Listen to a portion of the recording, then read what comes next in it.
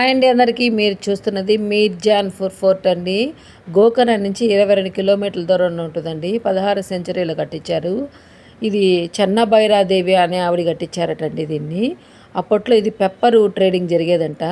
అందుకని దీన్ని pepper queen fort అని కూడా అంటారండి.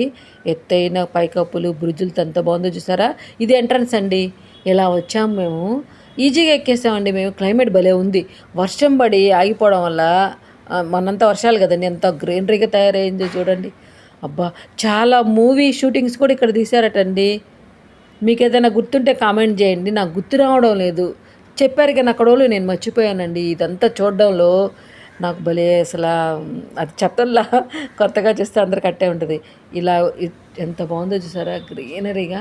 ఇలా ఎంట్రన్స్ అనమాట పైకి. సెకండ్ ఇక్కడికి వచ్చాము. ఇక్కడ చూడు ఎంత బాగుందో చూసారా. అప్పుడంతా ఇక్కడంతా బిల్డింగ్లు అన్నీ ఉండేవేమో, ఇప్పుడంతా పడిపోయినట్టుండే.